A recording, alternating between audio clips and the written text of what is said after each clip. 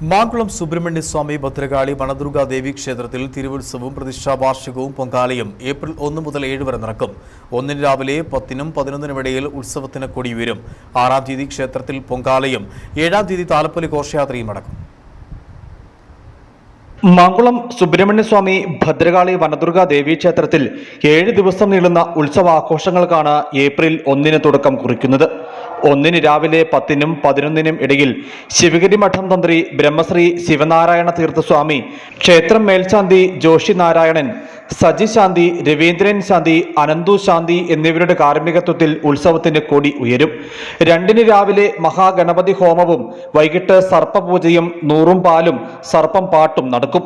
3-ന് രാവിലെ മഹാമൃത്യുഞ്ജയ ഹോമം, വൈകിട്ട് ഗുളികന് മേശ വഴിപാട്, 4-ന് വൈകിട്ട് 7-ന് ഭഗവതി സേവ, 5-ന് രാവിലെ രക്ഷസിന് വിശേഷാൽ പൂജ, പാൽപായസം, വൈകിട്ട് മഹാസുദർശന ഹോമം എന്നിവയും നടക്കും. 6-ന് രാവിലെ 10-ന് പൊങ്കാല മഹോത്സവം നടക്കും.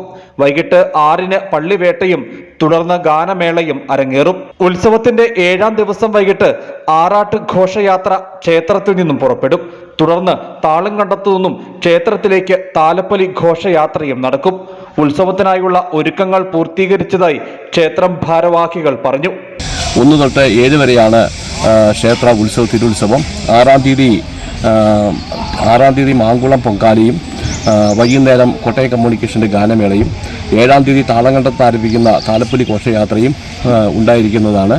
മുഴുവൻ എല്ലാ ദിവസവും മാങ്കുളം ക്ഷേത്രത്തിൽ അന്നദാനം 3 നേരവും അന്നദാനം ഉണ്ടായിരിക്കുന്നതാണ്.